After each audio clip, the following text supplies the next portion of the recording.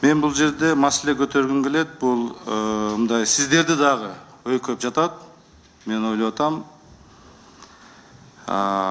Бұл парламент жөнүндө мен сөз кылгым келет. Эгерде карасак, ушу легендарный парламенттен баштап жылына 130-150 мыйзам долбоорун кабыл алчу.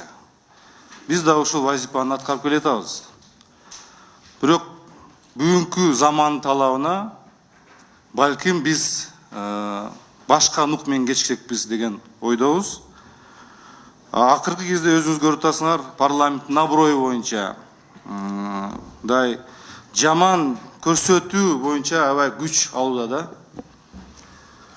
Биз дагы ушул боюнча өзүбүздүн сөзүбүздү айтпасак, анда бул туура эмес болот. Калыс үчүн айтып койсок.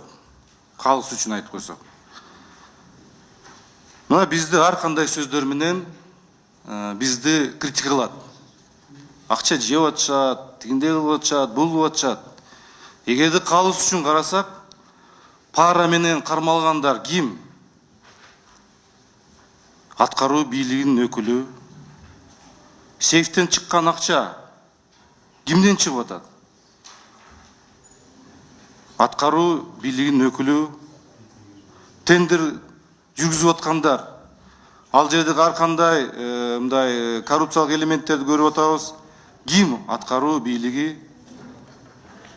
Мындай мен карасам, бизди парламентти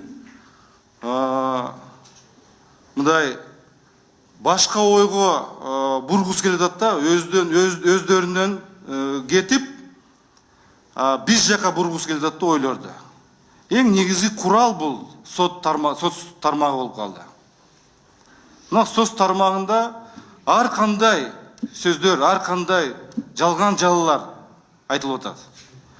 Бүгүнкү күндө президенттин сөзү же указы, чечими, өкмөттүн расмий түрүндө өкмөттүн чечимдери, жогорку кеңештин расмий түрүндө чечимдерине ишенбей, соцсеттеги жалган жала фейктерге мына бүгүн ишенип атат.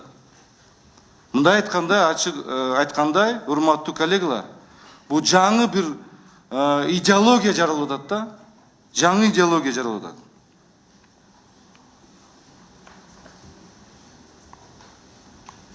Эми соцсеттер азыр өнүгүп атат, бир жагынан бул жакшы. Бул жерден биз сөздүн эркиндиги, маалыматтарды тез алыш үчүн мындай жакшы ыңгайлуу шарттар түзүп берди.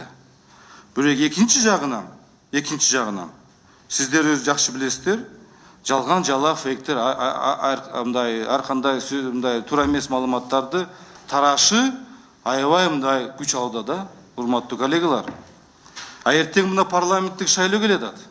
Эртең парламенттик шайлоодо депутат кандидаттардын аброюна негизи биздин жарандарыбызга туура эмес маалыматтар жеткизип, мына ушул маалыматтар менен жашап калабыз. Ошол жерде коркунуч бар. Ошон үчүн бул мыйзам, шайлоо мыйзамдарын дагы бир кызыраак карап чыгыш керекпиз. Мына фейктер чыгарып атат, өзүнүн атын так жазсын, өзүнүн сүрөтүн так койсун. Жоопкерчилик кайда? Фейк маалыматтарды берип атат дагы, жоопкерчилик эч кандай жок. Ошол жерден жоопкерчиликти биз тартайлык. Мыйзам менен киргизебизби, же башка токтомдор менен киргизебизби? Мына ошол иш-чараларды жүргүзүш керек.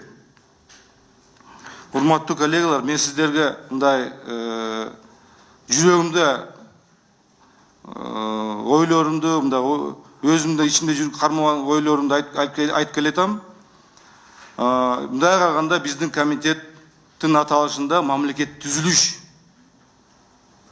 Эртең ушундай фейктер менен жашап калсак, бул мамлекеттин түзүлүшүнө доо келет. Бул эртең жакшылыкка апарбайт, урматтуу коллегалар. Эртең 7-чи чакырылыш келет, урматтуу коллегалар. Эртең 7-чи чакырылыш келет, мен шайлоо кодекс боюнча айттым. Эртең ушу парламент кандай келет? Сабатсыз парламент келип калышы мүмкүн. Ошол парламент бизди эртең башкарат. Кимдер бизди башкарат? билими барбы, илими барбы?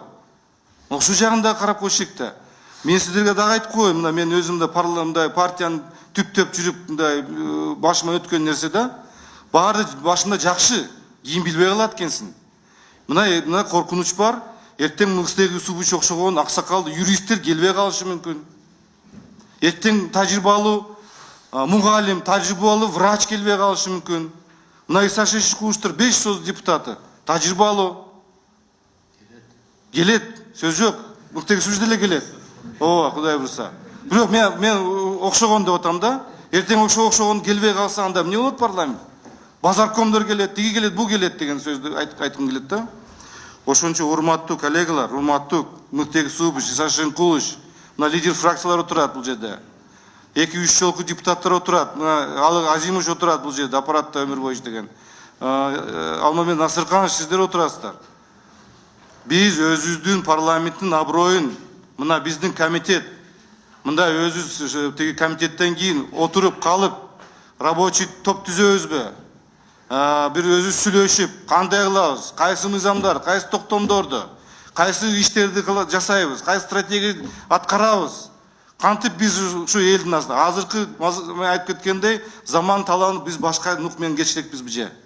130-150 мыйзам долбоорун кабыл албай, конкреттүү кыскартып мыйзам долбоору ушу керектүү.